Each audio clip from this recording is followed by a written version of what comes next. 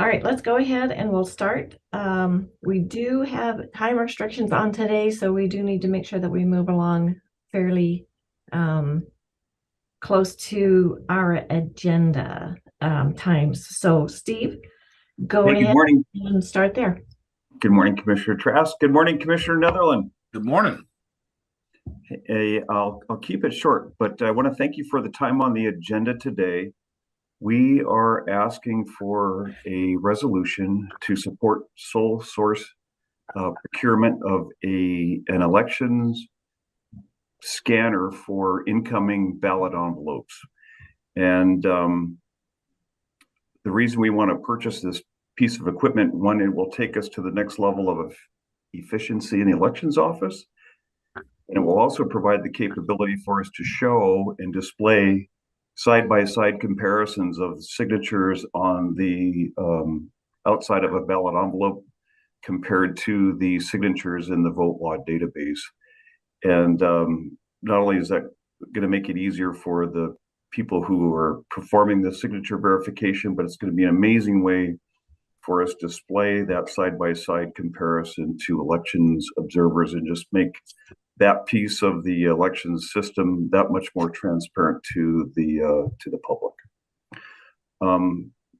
Marie Stevenson's been shopping around, and the machine that meets our requirements is the Tritect Correct Elect, and she's got it configured with 4 additional sorting bins on it, and it comes in at a price of $200,750. 136,000 of that will come from our available HAVA grant funds, and the remainder, 52,250, will come from our elections cash and investment account. So we'll need a budget adjustment to move that money over. Does not affect any current expense account money. So that's what we're looking for, and again, we're looking to have a sole source justification resolution drafted to satisfy RCW 3904.280. Any questions? Yes, Madam Chair, may I? Sure. Okay, so I have no problem with what you're trying to do and even the equipment, but I have an issue with the idea of sole source and where we're at on this. Usually when we do sole source, there's a purpose behind it, such as we have a piece of equipment that the ones that service this equipment is this company. You can't go and buy it elsewhere. And although we have staff that goes out and does their homework, the only way to really make sure that something is sole source is by going out and seeing if others are willing to compete with it. And with a price tag of $200K, I think we're well over the top of where we need to actually go out and find out. I know there may be a time issue. I don't know if we've never talked about it, but even if there's a time issue, the idea of making sure that we're very transparent out there and that we go through all the right processes, dotting the I's and crossing the T's, I really think we need to go out and have them come back as the only one that will provide the services that you need, and then select them. That's where I'm at, Steve. Okay, well, that's a good point, and I think it will probably help. I should have shared with you that we have received some competing proposals. This one actually comes in as the lowest price, in addition to being the only scanner out there that will scan both sides of a ballot envelope at the same time, and the only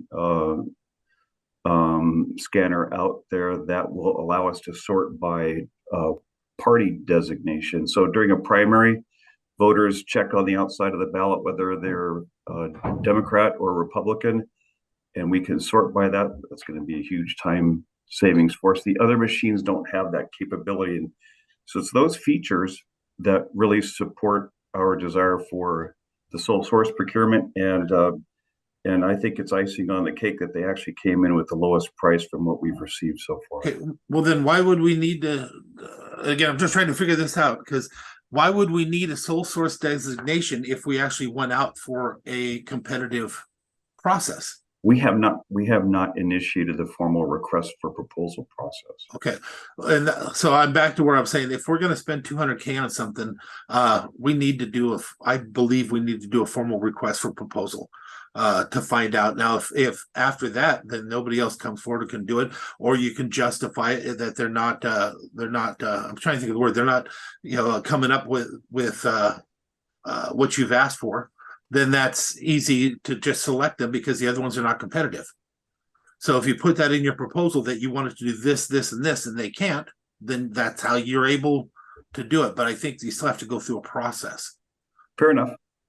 That's just my opinion. Commissioner Trask may have a different one, and so might Mark, because I've never talked to Mark about this. Yeah, you must be reading my mind because I was concerned about that also. Mark, go ahead. Yeah, I think that by state law, and especially by use of those federal funds, we're required to go out for a competitive process. So if we can justify it in terms of having specific language within the specifications of the sorter that it has to have an application interface with VoteWA where your signatures are stored, then I think that is a justifiable reason for saying I want to go with this vendor as opposed to another vendor, right? So if you get these responses, you go out for a competitive process, you get these responses back, and there's only one vendor that can really meet all of your criteria, and the most important one being compatible with the system where they're pulling the signatures from. Yeah, I think that's a no-brainer that you could say. Well, the others do interface with VoteWA. That's not Okay. That's not unique to the TriTech machine. What is unique is the ability to capture both images, both sides of a ballot, right? Both sides of the envelope. And then the ability to sort by political party. The other suppliers don't have that feature, and it's something that TriTech apparently has covered under their patents. Yeah. And I have no problem. I think you should go out and make those a requirement. If that's what you want and you believe that's what your department needs to streamline your department and do a great job, include that in your request. And if others can't, we put out requests all the time. We just picked one here recently for our own fiber, our own stuff that was non-responsive is what we called it, because they didn't provide for all the things that we asked for. That's what I'm asking you to do, is put that out there with the things that you desire. And if they can't do it, they're non-responsive, but it's not sole source. You did the proposal and you were awarding it to the ones that provided and were responsive. All right. Well, then that's what we'll do, Randy. Awesome. Yeah. I think Auditor Duenkel, I have a quick question for you. Yes. So I'm trying to pinch pennies in my real estate excise tax fund. And you have some money, a portion of this HAVA grant that you're going to be used could be utilized for some of the improvements that we did to your election room. You have about you have a little over 280,000 in your election equipment reserves right now. Could you utilize some of those HAVA grant funds to actually pay for the upgrades that you did to the office, and then just dip into the elections reserves for a little bit more than the 52,000 that you have in this request? I'm not sure I'm exactly tracking with you, Mark. Can you? Yeah, Mark, can you break down for him maybe how much and where? Understanding that we all have to just learn where things come from and where the monies are and what they're used for. If you could break down with a simple amount and where it would come from and why it would come from that as an explanation, that may really help all of us. Well, maybe we can take that. Yeah, maybe we can take that one offline. Yeah. And then bring it back to us, and that way we're staying on our schedule.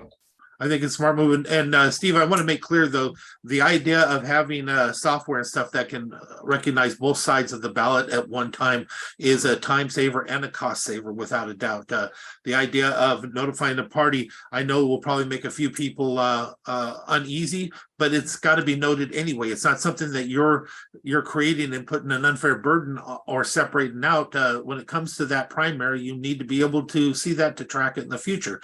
So I want to point out to the public that is not a partisan thing that's being done. That is trying to do the best you can within the office that you're at and save the time and money that's necessary for doing it. That's how the primaries run. Yes.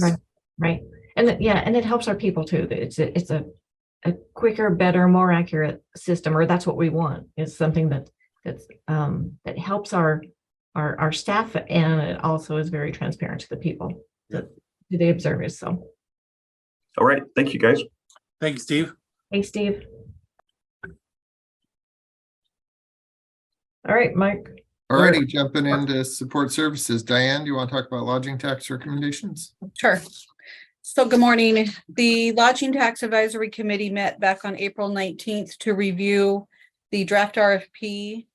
It's time to go out for services that support tourism, and that can include visitor information centers, tourism promotion, and support of tourism related facilities. So they're recommending that the board issue the RFP, and then we'll bring them back after we meet in July. Got my support. You too. Thank you. And then the next item, or no, I have one in between there, sorry. May 12th, EDC is apparently hosting a legislative update meeting. And I didn't know if the board was attending, because we want to make sure we note that on your agenda for next week. I will be there. It's a morning. Yes. Are you aware of So that? you might as well notice it anyway, because I'm not sure. Okay, Yeah, and it's up at the Public Works Board, or Public Works. building, yes. Oh my gosh. Yeah, just go ahead and notice it. Okay, Please. we'll do that. And then the next item is various proclamations that last year the board adopted. So Mackenzie brought them forward. We're asking if the board wants to adopt these in May or not.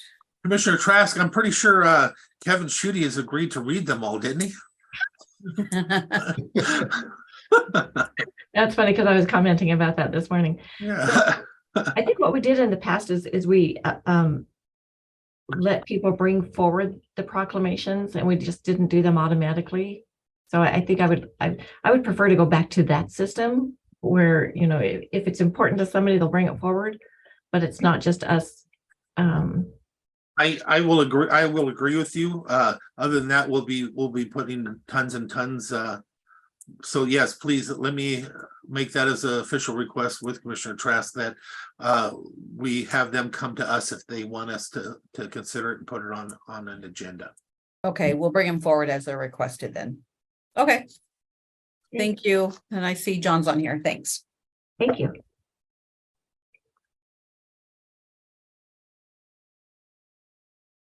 And John has the RV covers. John, are you there? Yes, good morning. I'm having a little technical difficulty. Good morning, commissioners. I wanted to bring forward our plan for the RV covers for our park hosts. And when we first estimated, we estimated around 17,000 per cover, but we found that we can take it down to between 10,000 of $51 to $10,105 to include installation. So based on the briefing that I provided to you, we're only currently prepared to install one cover, which is, if I'm not mistaken, is Sand Hill, due to the fact that there are other things that need to move forward before the other parks are ready. Of course, MCRA doesn't need one. Truman Glick already has one. Foothills has one completed as well. And Oakland Bay, we're still waiting for the RCO recreation and group to come back because we had a grant on that property, and where we want to put the cover is not in that area that's covered by them, but it could encroach on. So we're waiting for their approval for that cover. And of course, Mason Lake, because of where the RV is located, it is on level ground. We would have to do some excavation and some cutting into the hill, and it's a little bit more complicated. So we would like to wait on that for now and just get approval from the commission to move forward with Sand Hill, which I've provided those 3 quotes for you and the documentation. Is there any questions? John, I have no problem with you bringing them to us one at a time. And it's a good savings of money the way you handled it. I'm in favor of moving forward with the Sand Hill proposal. As am I. Excellent. Thank you. That's all I have. Thanks, John. I believe I'm next, commissioners. So I just have a small ARPA update for you. I'll be bringing this back again next week with a bigger update. So I just wanted to let you know that we did submit the quarterly ARPA report. It's due after every quarter, the month after every quarter. So it was due April 30th. So we submitted through March 31st, and we submitted everything. The full ARPA award, which is just shy of $13 million. We submitted it as obligated, and we removed the small portion that we're currently over obligated out of administration at this time. And then we reported everything that was expended. So great job, Kate, on that. She's doing awesome. The quarterly report is not easy to navigate through the Treasury's website. So just wanted to give her some kudos on that. So next week, we'll be hearing from Mike Oblazalo with Hood Canal Communications. So he's going to come and talk to you about his ARPA ask of $87,000. We will be bringing forward the Crossroads housing contract to see commissioners if you want to continue that. It's currently a $10,000 contract that has expired.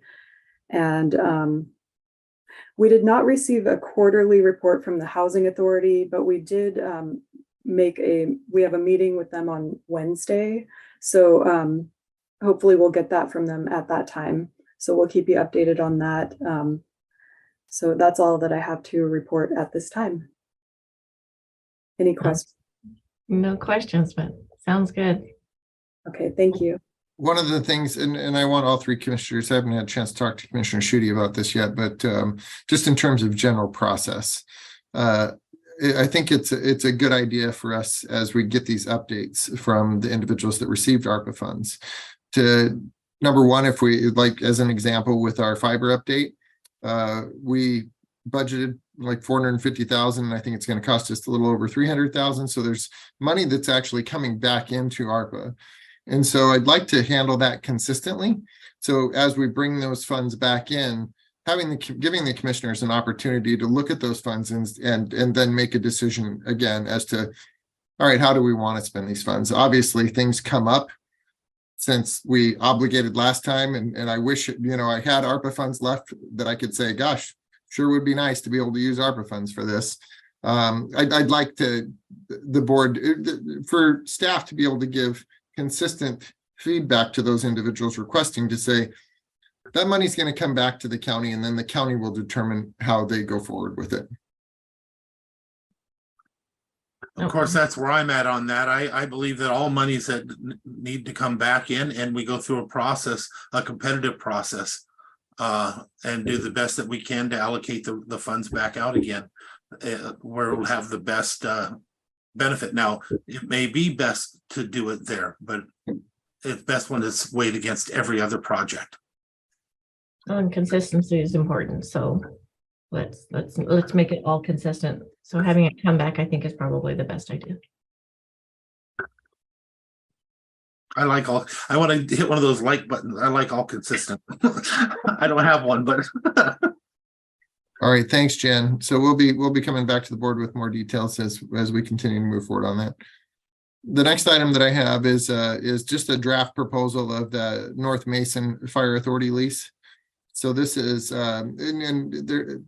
it's really messy when you look at it, and I apologize. That's my fault that I submitted it to Mackenzie like that. But one of the things that I wanted to just get before the board, so you were aware, is that talking with North Mason, they agreed to lease this space for $2,000 per month, which is quite a bit less than what we're currently renting a smaller space for. I believe it's in a perfect location. It's already zoned for governmental. There is some work that I'll need to do with Kel and her team to go out there and take a look at the facility and see what type of process we need to go through to make sure that we follow all of our own rules as we're doing a reuse of property from, fire authority to government type work. I think it's very similar, so I don't foresee any huge issues with that. But I also wanted to point out that during the period of time where we're having to do some construction within the facility, it was my understanding that the North Mason would forego any of the lease payments. So we could actually get access to the property. We could actually start improvements with a lease in place. Wouldn't have to actually make those $2,000 a month payments until the construction was complete. Yes, but I was there for all that, Mark, just a reminder, it was that they're not just acquiescing on the payment. We're supposed to use that money specifically for the improvements in the building. And they would do that for up to 2 years. Okay. So you're looking at $24,000 or $48,000 over a 2-year period, and it was an up to. Just wanted to remind you that that's what, so it's not just forego it. The money has to go to improvements into the building. I think I can clarify that. So just wanted to make sure that in general that I got this before you and let you know that I would be reaching out to Bo and his team to start to execute this lease.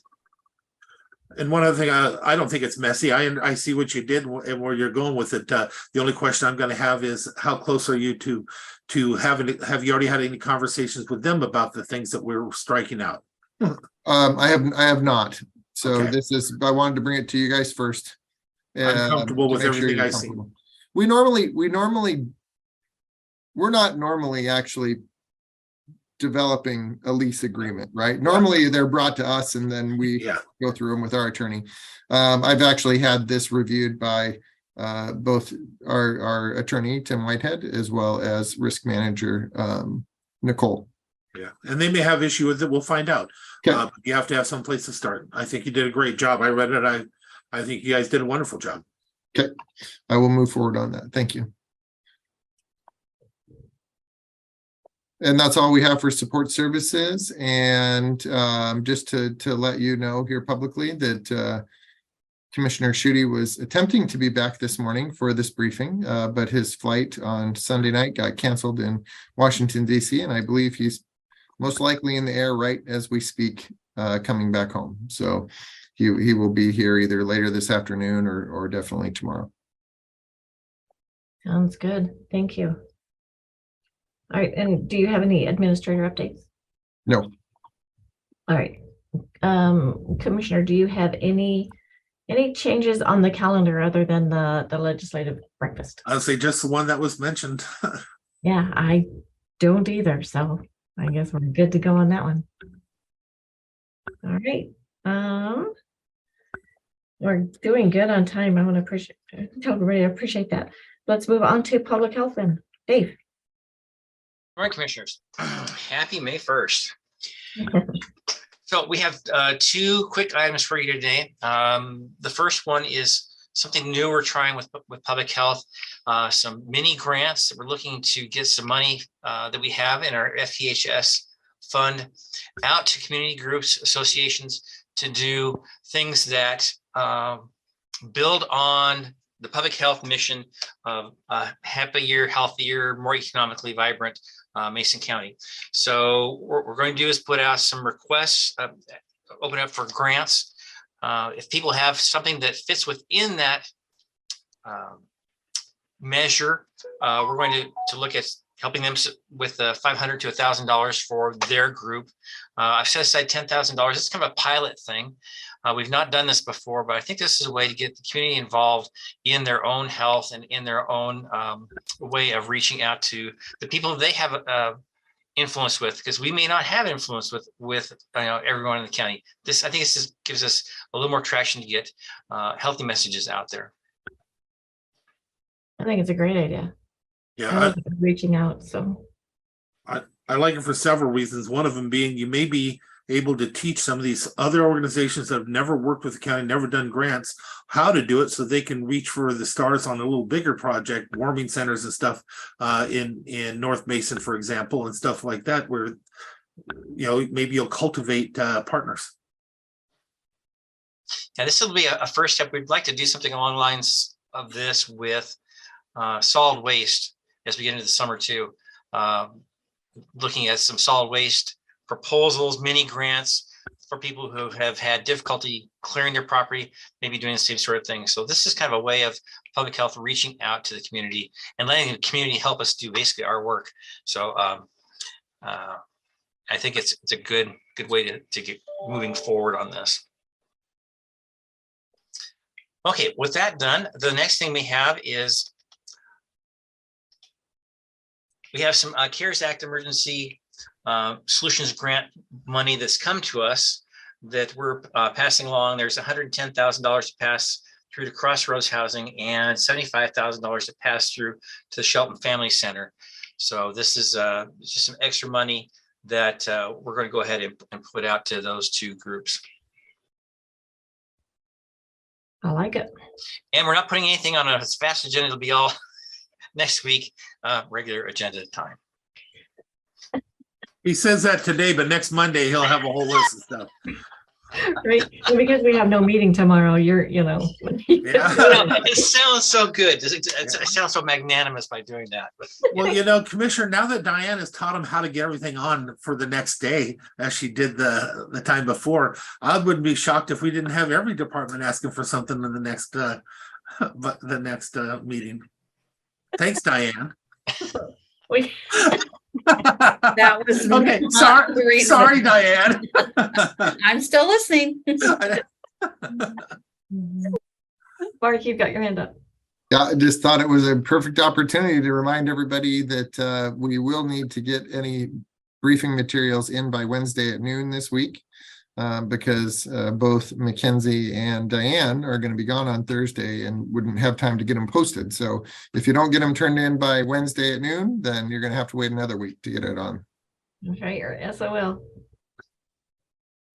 Okay, that's pretty much it. I did sign a small grant, not a grant, but a contract from DOH, $8,000 to do a mosquito surveillance through the summer. So that came out in our contract, and signed that and passed that back to DOH. So we should be hearing back from them very shortly. So Ian gets to work on mosquitoes, huh? Mosquitoes, ticks, all kinds of things. Oh, nice haircut, by the way, Ian. Thank you. And that's all I have, Commissioners, unless you have questions.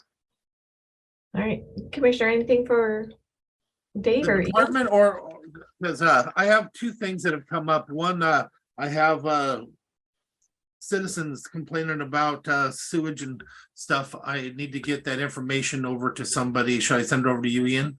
Yeah. Okay, by a stream, I guess, and there's even an RV dump on the side of the road. They're actually a big giant cart thing that they're taking to the side of the road, I guess, and maybe dumping, and they have photographs or something. The other thing is I had a group that reached out to me, or a person or some people that have worked in the past in Kitsap County creating different type of housing situations like Crossroads and the like. They sent me over a proposal. Who do you want me to send that to? Yeah, send that to me and I will get with Melissa and with Todd. We are coming out, it's that time period when RFPs are going forward for those contracts. So in the past, we've had somewhat limited response to that. And if there's more groups out there looking to respond, that's great. Yeah, we need to start making things happen instead of just taking orders. That's why I liked your grant proposal. It may start partners. Right. That's all I had. All right. Anything else for us? I think that'll do it. All right. I have nothing for you. If I do, I'll call you. All right, thanks. Thanks. All right. We are moving along perfectly. So Loretta, it's your turn. All right, good morning. Morning. And I'm going to kick it right over to Mike. He has a whole slew of items for you this morning, commissioners. I don't know why. First up here, we have a request to select and enter into an agreement with a hydraulics consultant service. We're looking at a couple projects. One is Caldervin Creek. We're going to do a little analysis on that to raise that bridge. And then the other is Belfair to Huya, the schoolhouse culvert. We'd like to have a little bit of work done on that. So, which one is the schoolhouse culvert? Is that way down North Shore at that old the log cabin? Is it, we call that the schoolhouse? It's on Belfair Tahuya. It's just up from what they call Kay's Quarter, Oh, okay. the intersection of North Shore Road and Belfair. I was It's up gonna there say that. about a half mile. So yeah, but that's not at Belfair Tahuya. That's where Belfair Tahuya comes down to the end. That's why I was a little Yes, confused. yes. On the end, Okay, yeah. so North Shore or. Yep. Okay, thank you. We good with that? Sounds good. I'm good. The next one is to create a CRP number 2050 for Bear Creek to Waddle. Milepost 1.53 to 1.96. It's up there by Tiger Lake. It's the two 90-degree curves. We actually have RAP funding for that. We have an estimated project of about $1 million, and RAP will be funding about 900,000 of that. So we'll get a CRP created and get the design started and work for that for construction next year. Sounds great. Good. And then we have two vacation requests. And the first one is vacation request number 413, Mankey Timber Company. They're requesting to vacate a portion of Jackson Avenue, Laurel Avenue. It's up by Schoolhouse Road. We've looked at these and they do fall within the time frame of the being vacated by operational law. And we have not found as of yet any evidence that they have been opened or used. So we're probably going to recommend that way. We have a preliminary engineer's report. And so the second one is road vacation number 414. This is by Ramstead and Berry petition. This is the west half of 6th Street, adjacent to lots 1, 2, and 3, block 15. This is in the plat of Detroit. Yes, and again, this is another one that falls into the time frame of operational law being vacated. And again, we have not found any evidence has been otherwise opened. So I know that the Detroit track, I believe that falls in, but did the other one actually fall in the time frame of when that was enacted? Yes, if it was platted between 1889 and 1904 is the time frame.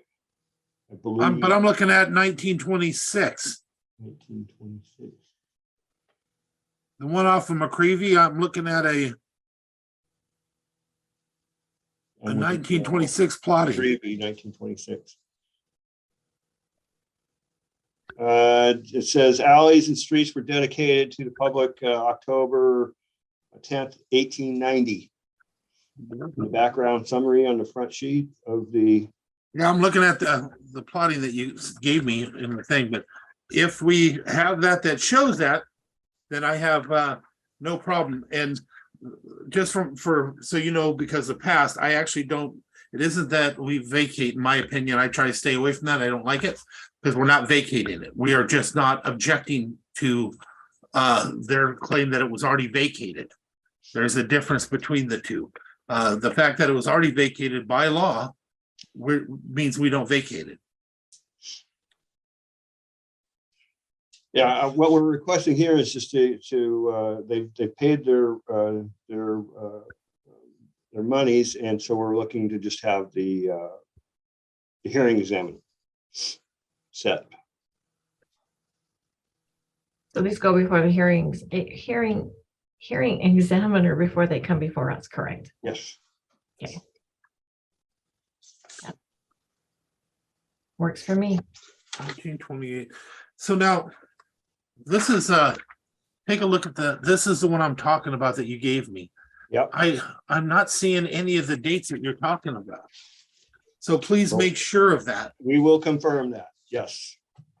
All the dates that I'm seeing over and over again are consistent with 1926, 1929, 1939, which are all outside that window.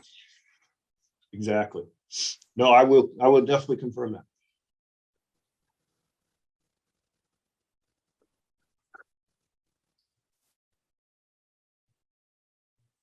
So I have no problem personally, as long as it falls within the proper legal window, then I have no problem with not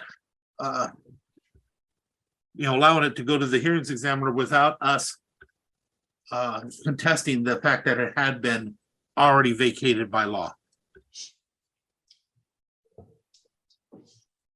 I will confirm those dates and we will move forward.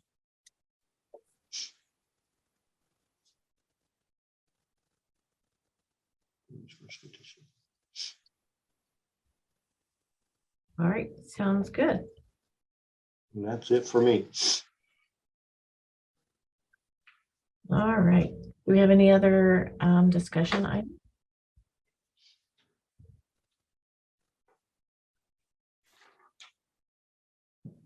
Not me.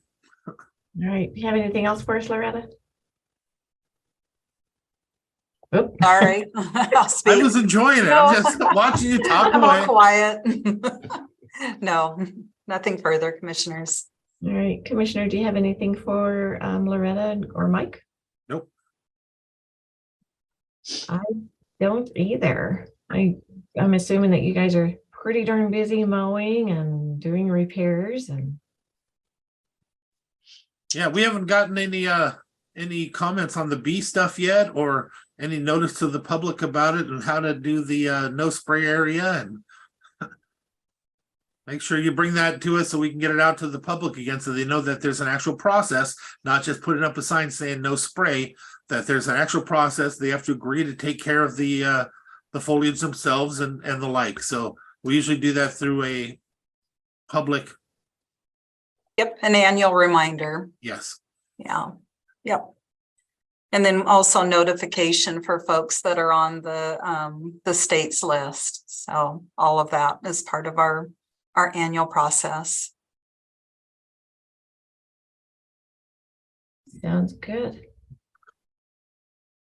Yeah, and commissioners, I guess I do have a quickie, just to acknowledge, I guess, when was it? A couple weeks ago, we were out and about, and I think it was Earth Day, actually. And some folks were out on Sunnyside volunteering, just picking up garbage along the road. And so just what a great thing. And a shout out to all of our folks that are in the Adopt a Road program.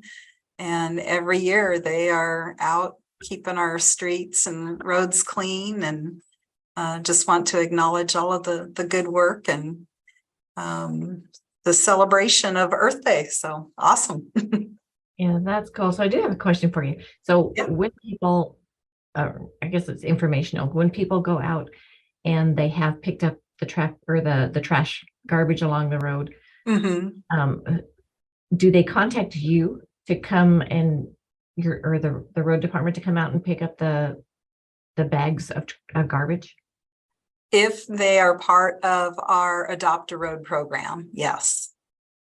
And if they are not, can they still reach out to you to see if there's something that can, if there's a way to get it picked up, or how does that work? So if they typically just self-haul themselves.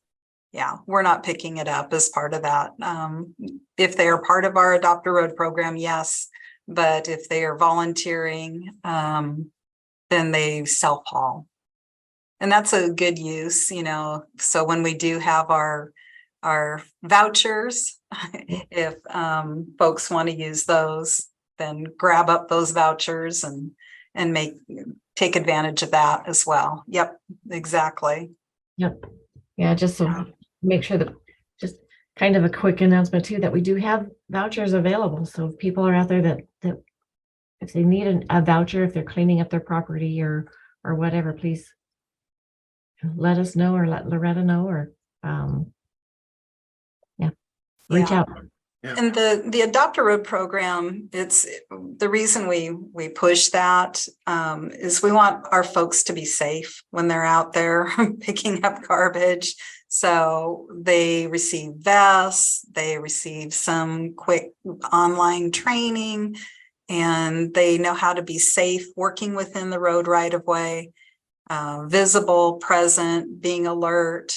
It's depending on the road, it can be kind of tricky business, right? So you want to pay attention and make sure that we're providing a safe environment for our volunteers.